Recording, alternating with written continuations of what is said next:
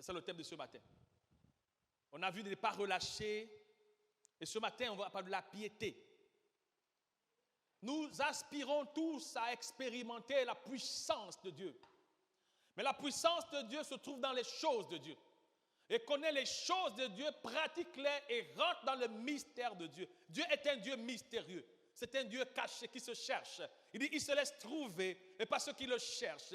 Dieu, tu dois le chercher. Tu dois t'investir. Il n'y a pas de relation qui tienne, qui marche, qui dure sans investissement. Donc, si tu veux que quelque chose marche, alors tu dois t'investir. Il n'y a pas de succès sans recherche, sans implication et sans application. Si quelqu'un t'aurait dit et que réussir vient du sommeil, alors là, il t'a menti. Ce matin, je me tiens devant toi pour changer son information et te dire la vérité et qu'il n'y a de succès et que dans l'investissement, tu dois t'investir, tu dois travailler, tu dois apprendre, tu dois t'impliquer, tu dois t'appliquer et à l'issue de ton investissement, il y aura le résultat. J'ai appris que, en fait, ce n'est pas l'effort, mais le résultat de l'effort qui nous garantit, n'est-ce pas, l'élévation. Quelqu'un dit Amen. Donc, la piété, on entend souvent parler de la piété, mais en fait, c'est quoi la piété? La piété, ce n'est pas le fait de ne pas pécher.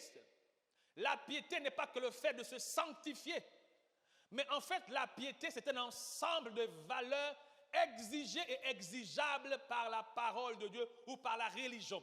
Donc, chaque religion impose un ensemble d'exigences, de principes, de préceptes que tu vas pratiquer et qui font de ça la piété. Donc, un homme pieux, c'est un religieux. Un religieux, c'est un pratiquant, un adorateur impliqué et appliqué. Donc, quand on parle de la piété, ça fait référence à tout ce que Dieu demande de faire. Donc, en le faisant, ça te qualifie à la piété. Mais la piété est un dépôt de puissance. Donc, en fait, qu'est-ce que j'ai envie de dire?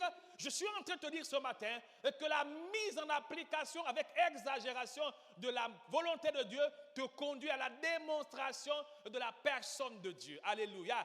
Tel Dieu est, tel Jésus est, ainsi tu deviens par le canal des éléments de la piété. Donc, on va voir succinctement quelques éléments de la piété, et parce qu'en fait, bien aimé, il est important de savoir que si Jésus n'était pas puissant, on ne serait pas ici. S'il ne bénissait pas, il ne guérissait pas, il ne faisait pas des miracles, on ne serait pas ici. Nous sommes ici parce qu'il dit qu'il est le Dieu tout-puissant. Il est au-dessus de toutes choses. Il est le Dieu au-dessus de ce que l'on peut penser. Dieu est au-dessus de l'imaginable. Il a créé l'univers et ce qui existe, il a créé, laisse-moi te dire, même ce qui n'existe pas. Il n'y a rien de ce qui va exister que Dieu soit informé ou que Dieu n'ait participé. Il est l'auteur de toute existence. Donc si Dieu était un être humain, ou si le Dieu que nous adorons était un homme lambda comme tous les hommes, moi, Brice Ndiéguy, ne serais pas ici. Je ne viens pas ici parce que je n'ai rien à faire chez moi. Je ne viens pas ici parce que je suis en déficit d'activité. Je suis ici parce que je crois que le Dieu que j'adore, il est le Dieu de l'impossible. Je suis ici convaincu, c'est pourquoi je ne ménage aucun effort pour déployer ma vie dans sa parole. Je n'ai pas à discuter avec quelqu'un, je n'ai pas besoin à ce que quelqu'un soit content de moi pour m'impliquer. La parole de Dieu devient l'élément substantiel de mon existence.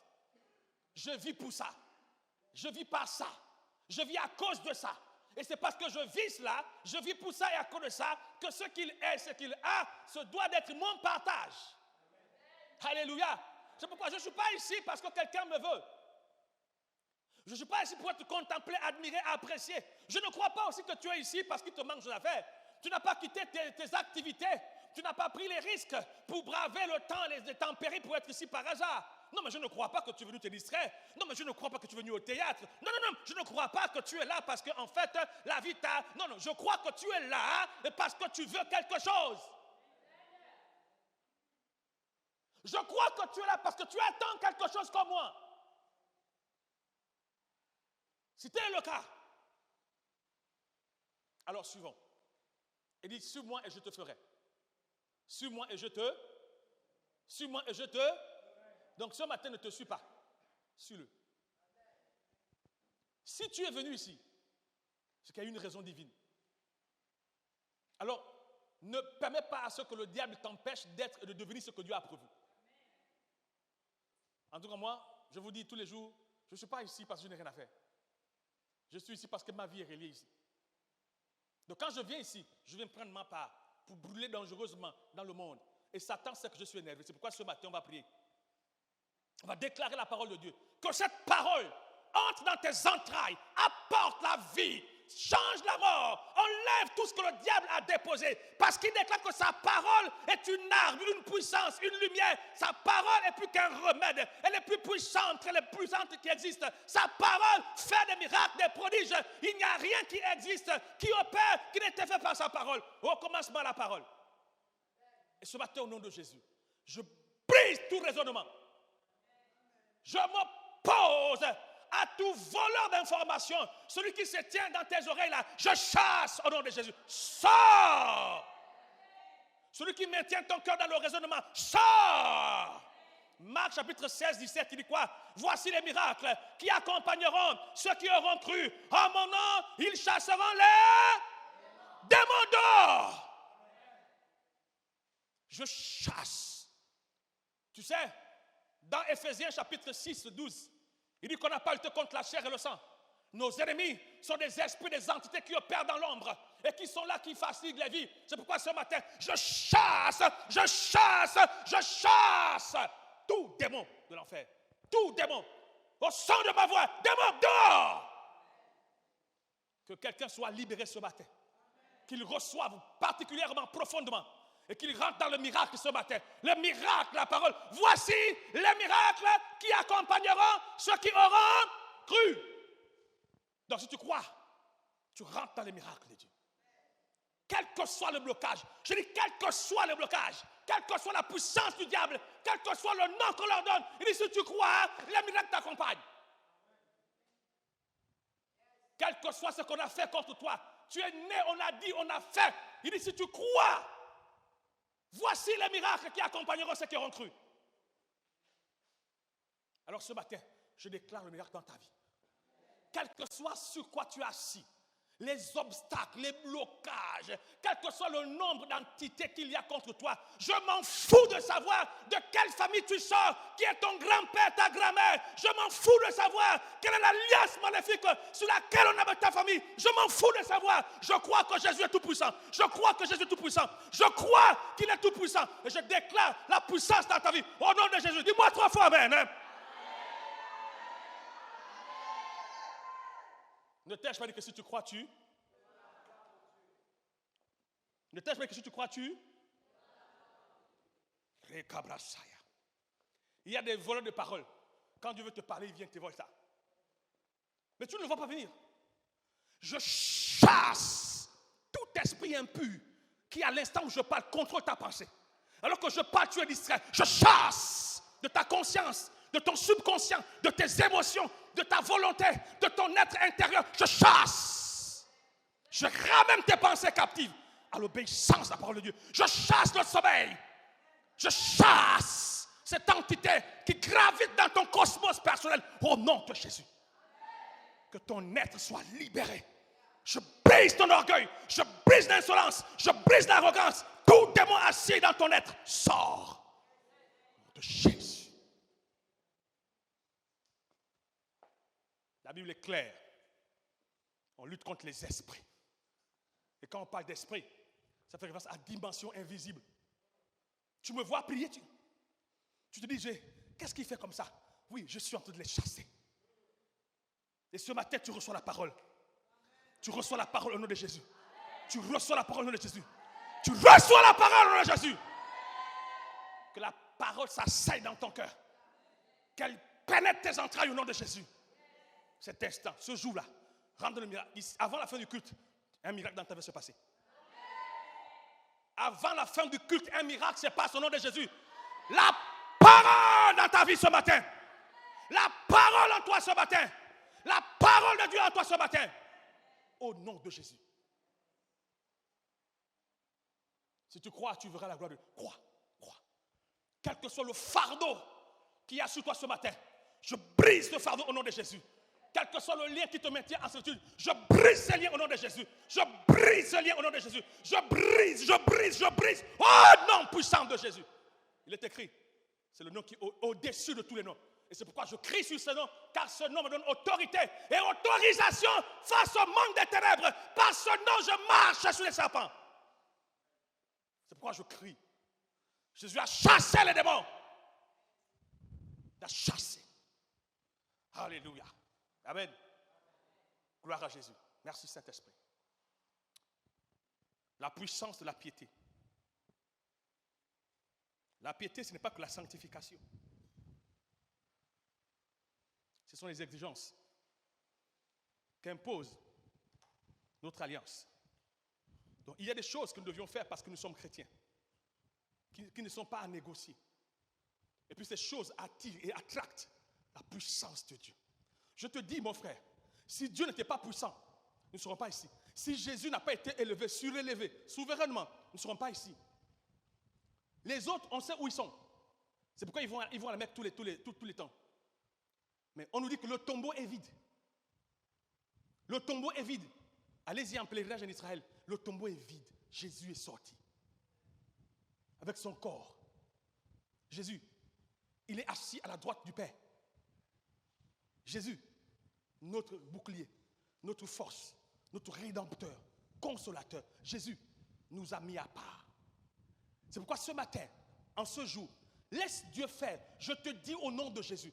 Si tu ouvres ton cœur ce matin, je te dis au nom de Jésus, tout ce qui paralyse ta vie ce matin va sortir. Il n'y a pas de christianisme sans la foi. Hébreux 11, 6, il dit quoi? Sans la foi, il est impossible de lui être à. Donc si te manque la foi, c'est quoi la foi? C'est quoi la foi? Les anglophone disent que c'est une substance, une vie. Il dit la foi, Hébreux 11, premier, la foi est une ferme assurance. Une ferme assurance.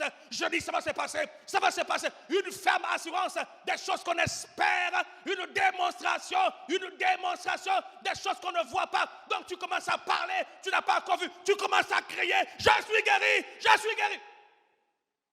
Démonstration. La foi est une folie. Donc quand quelqu'un exerce la foi, on dit il est fou. You are crazy. You are crazy. J'ai compris qu'on prêche la parole, peut la recevoir. Les démons oppressent leur esprit. Donc quand on parle, tu te vois maintenant en train de penser aux marmites, aux casseroles, aux verres, aux machins. Le diable, il a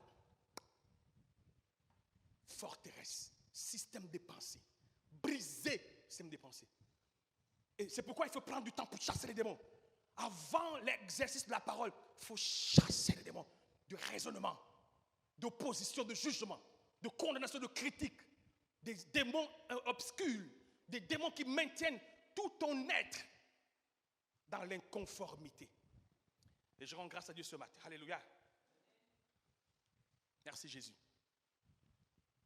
Tu fais le miracle, Jésus fait le miracle, il fait le miracle, dans ta vie miracle, dans ta santé miracle, dans ton foyer,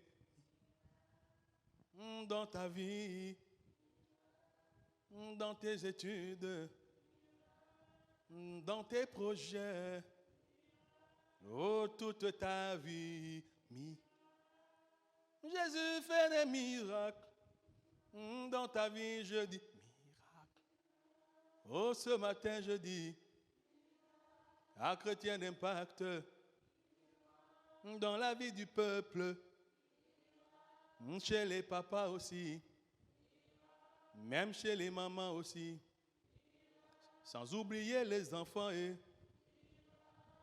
chez le pasteur, miracle.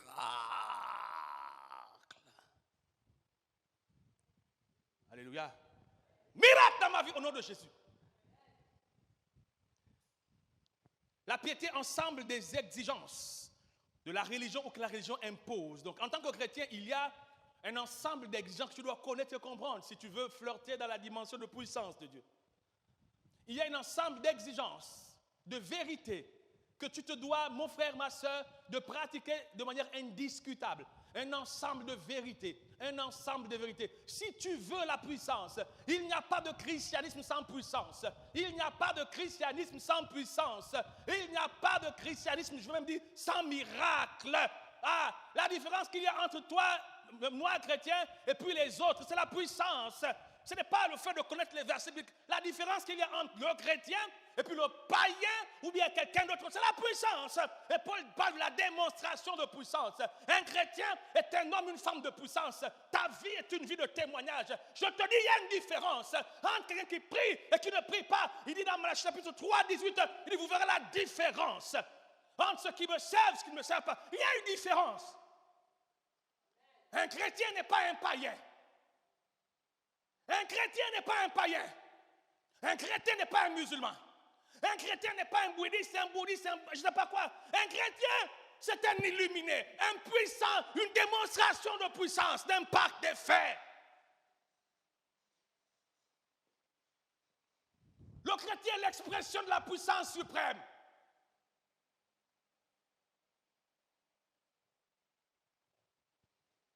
Il nous manque la puissance. Il nous manque la puissance. Mais il manque la puissance parce qu'il manque la piété. Là où il n'y a pas de piété, il y aura un problème de puissance. Donc la piété, c'est un ensemble d'exigences. La Bible parle de mystère de la piété. Mystère. On dit des choses qui sont cachées derrière ce principe-là. On dit Jésus, il est le mystère de la piété révélé. Jésus a opéré dans la piété en démontrant l'autorité qu'il avait. 1 Timothée 3,16 dit quoi? Et sans contredit, le mystère de la piété est grand. Celui qui a été manifesté en chair, justifié par l'Esprit, vu des anges prêcher aux gentils, cru dans le monde élevé, dans la gloire. On parle de Jésus. Jésus est le mystère de la piété. Comment Jésus a-t-il opéré? Donc nous devions connaître quelles sont ces exigences-là qui doivent effectivement nous amener à manifester la structure, la stature de Dieu. Bien-aimé en Christ Jésus, quand on parle de témoignage, on parle de puissance, de démonstration de puissance. Quand on parle de témoigner et de témoignage, quand quelqu'un témoigne, c'est qu'il a expérimenté la puissance de Dieu. Quand quelqu'un témoigne, c'est qu'il a expérimenté la magnificence de Dieu. Donc, quelqu'un qui témoigne, il a flirté avec la puissance de Dieu. On a de moins en moins, et on fait de moins en moins de témoignages, et qu'on flirte de moins en moins avec la puissance de Dieu. Mais pourquoi c'est ainsi? Parce qu'en fait, les exigences qui nous conduisent à manifester ont quasiment disparu. C'est pourquoi ce matin, revenons à ces principes, revenons à ces choses-là. Revenons à ces choses. Mon frère est la puissance, mon Dieu est la puissance. Ah, la puissance. Mon ami, nous témoignons de manière circonstancielle, occasionnelle. On témoigne vraiment de manière assez lointaine. Pourquoi il manque le témoignage à l'église? Pourquoi il manque? Il manque la puissance. Pourquoi il manque la puissance? Il manque la piété.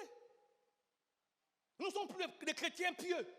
Nous sommes désorganisés, décalibrés. Nous sommes aujourd'hui amoindris. Les petits sorciers du quartier, ils font leur petit complot. Le chrétien tombe, mais qu'est-ce que c'est que ça? Ah! Pourquoi? Quelqu'un fait son truc.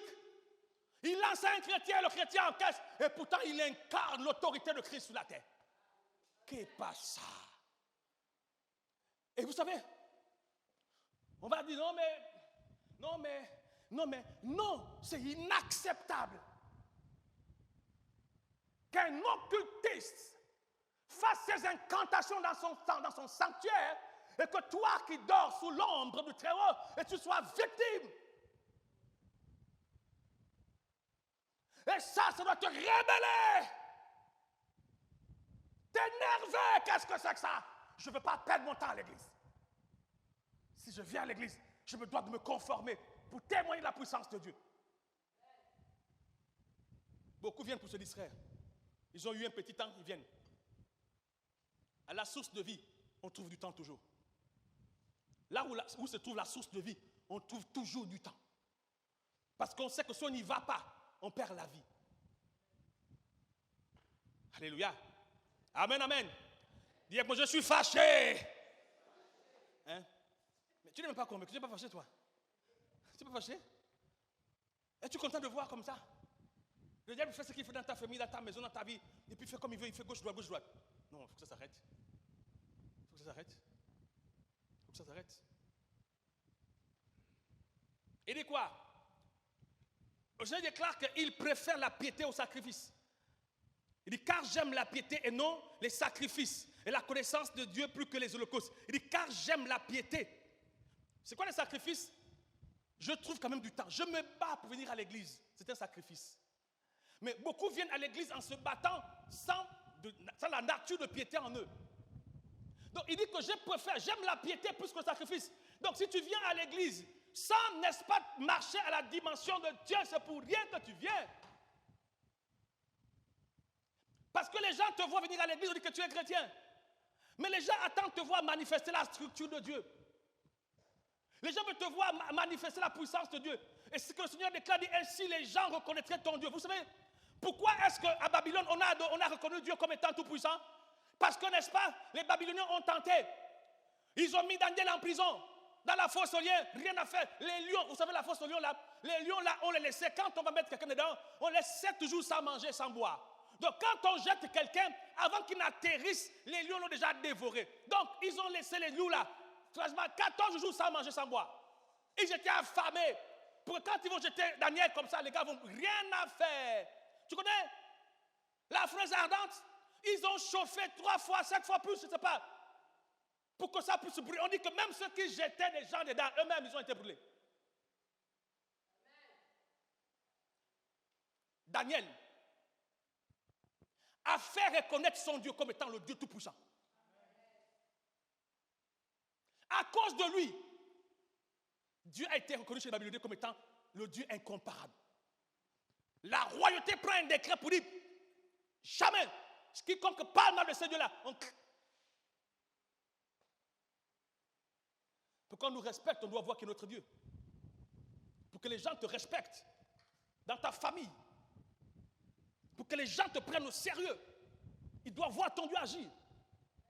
Pour que tes voisins, les petits occultistes là, pour qu'ils réalisent ou pour qu'ils se convertissent, ils doivent voir ton Dieu. Et c'est pourquoi Dieu va laisser ces gens te lancer des flèches. Si on veut que Dieu soit ici en zone reconnue, il nous faut nous être des démonstrations. Des parents qui ont pris plaisir à l'occultisme ne vont pas te laisser parce que tu pleures. Parce que ton Dieu va les visiter.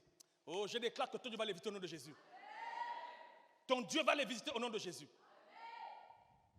Ah, mon frère. C'est pourquoi la piété n'est pas une option. La prière fait partie de la piété. Donc, quelqu'un qui est pieux, il a une vie de prière. Et Daniel était pieux. Il priait 3 fois le jour. Osée 6, il dit, car j'aime la piété et non le sacrifice. Le Seigneur dira que la piété est utile à tout. Il dit à tout. Ça veut dire que quelqu'un qui est pieux, il est capable de naviguer dans tout. Il n'y a pas un domaine qui te sera limité. Il n'y a pas un domaine qui pourra t'arrêter. Oh mon frère, ah ma soeur. Il n'y a pas un domaine qui pourra t'arrêter. Il n'y a pas un domaine. Et qu'est-ce qu'il dit? 1 Timothée 4:8. Il dit, exerce-toi à la piété, car l'exercice corporel est utile à peu de choses, tandis que la piété est utile à tout. La piété est utile à tout. Donc quelqu'un qui marche pieusement, sa vie est dangereuse en tout et pour tout. Mon ami, c'est ça la vérité. Il dit que l'exercice corporel est utile à peu, mais la piété à tout. Ah, mon frère. Tu es là?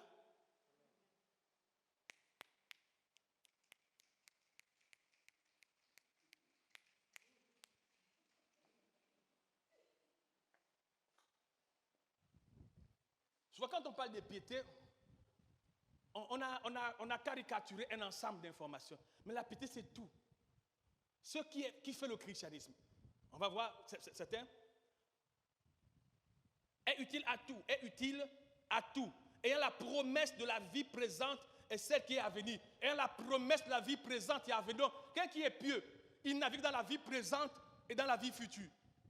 Quelqu'un qui navigue dans la piété, il opère dans le présent, dans le futur. C'est avantageux, mon frère. Tu seras surpris de voir comment ta vie va progresser. Aujourd'hui, c'est avec beaucoup de désolation que nous assistons à cette dégringolage, à cette perte. Nous sommes aujourd'hui l'ombre de nous-mêmes. Aujourd'hui, nous parlons, nous prions, nous crions. Il y a moins d'impact, il y a moins d'explosion. Et fort malheureusement, la plupart, ça ne leur dit rien et on va justifier. Mais mon ami, le monde dans lequel nous sommes, le Seigneur déclare que nous sommes en guerre. Il dit, on vous fera la guerre. Mon ami, on te fera la guerre, même si tu es le plus gentil du quartier. Bonjour à tout le monde, bonjour les grands, bonjour les petits, bonjour les anciens, bonjour les femmes, bonjour les papas. Je vous dis bonjour, même si tu es le bonjour. Les gens s'en foutent de ton bonjour. La sorcellerie n'a rien à voir avec ta gentillesse. Moi, je suis au quartier ici, je ne cherche pas les problèmes avec les gens. Je ne cherche les problèmes avec personne. Moi, mon ami, ils s'en foutent que tu sois pas problématique. Il dit, dans Josué chapitre 1, je pense au verset 19, il dit, on vous fera la guerre. Même si tu es le plus poli, le plus courtois, il y a des gens qui sont énervés de ta courtoisie, de ta politesse. Les sorciers n'aiment pas les gens. Il dit, on fera la guerre. Il te faut faire face à la guerre. Il y a des gens qui t'en veulent, qui aiment ton foyer, tu es trop content, tu grossis, tu es prospère. Ça les énerve. Il y a des gens qui se rassemblent dans ton quartier juste parce que ta paix les énerve.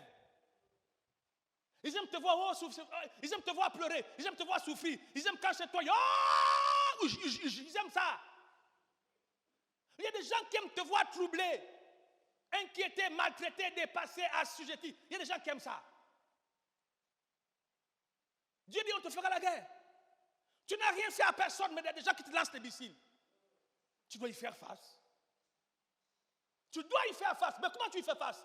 En opérant, en cultivant la piété. L'ensemble des exigences. Je n'en ai pas déjà d'un élément. La prière. Tu vas prier. Tu vas prier. Il dit quoi? La Bible déclare que la piété procure une grande source. Je suis dans 1 Timothée 6,6. Il dit quoi? C'est en effet une grande source de gain que la piété avec le contentement. Une grande source de gain. Donc quand quelqu'un est pieux, il attire ce qui est bon dans sa vie. Eh bon frère, revenons à la piété. Revenons à la piété. Je continue. Et puis Dieu il dit ceci. La piété fait partie des exigences qu'un homme de Dieu doit chercher. Homme de Dieu c'est qui? C'est toi. Femme de Dieu c'est toi. Nous sommes tous un peuple de sacrificateurs. Nous sommes des rois et des sacrificateurs. Donc tu es un homme de Dieu, une femme de Dieu.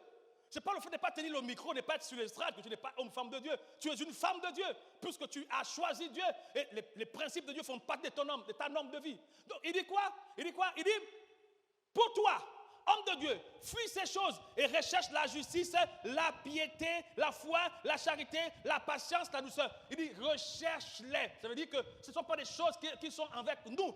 Que nous devions les attracter, les manifester. Ces choses, tu dois les rechercher. On n'est pas pieux, on devient pieux. Être pieux, ce n'est pas ne pas sortir les femmes ou les hommes, non. C'est l'ensemble des valeurs, des exigences qu'impose la religion. Notre christianisme nous impose des lois. Tu dois être saint. Mais un saint sans prière, il n'a pas de saint. Un saint sans prière, il est sans saint. Ça veut dire qu'il n'y a pas de vie en lui. La mamelle me donne la vie. Donc, si tu es saint, sans prière, il n'y a pas de vie en toi.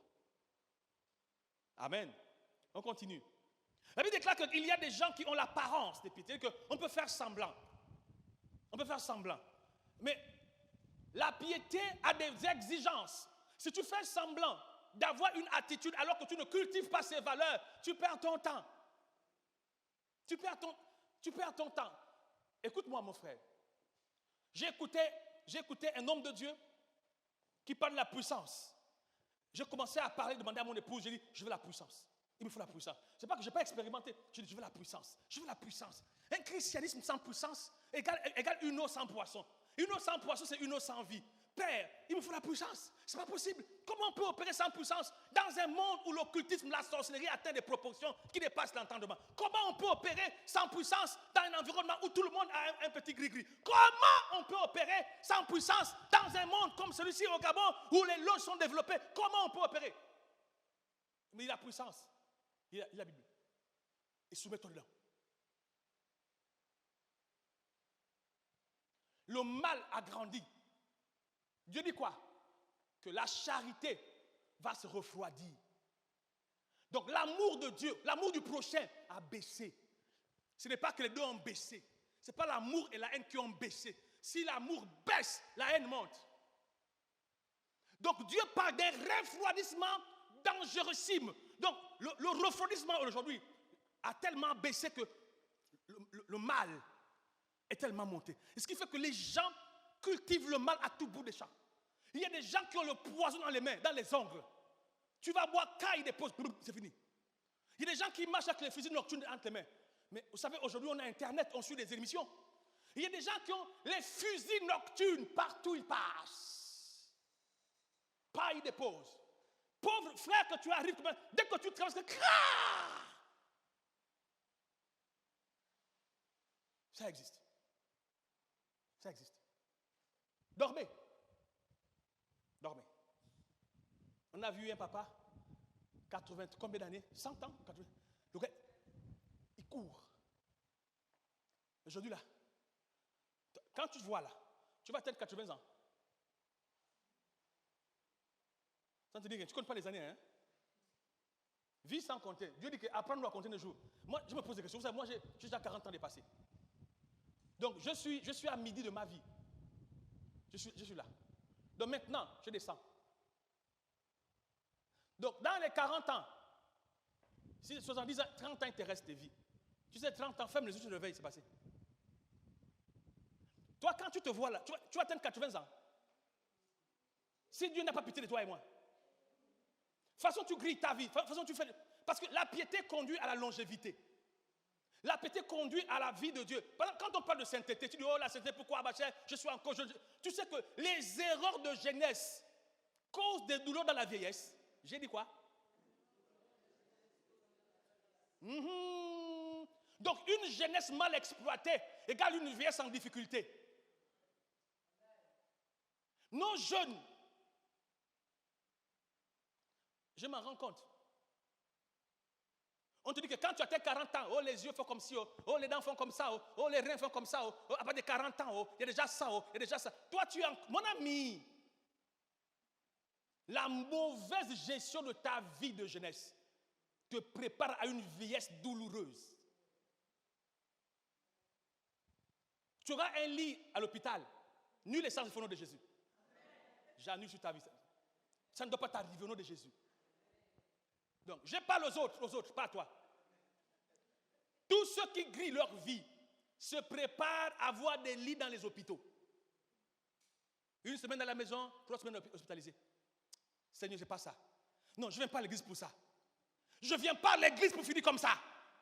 Je ne viens pas à l'église pour terminer comme ça. On te met les couches à droite, on te met les couches à gauche. Non! Ce n'est pas ta vie. On dit que Moïse est parti. Les dents étaient au complet. La vue, il voyait comme un jeune lion, un jeune aigle.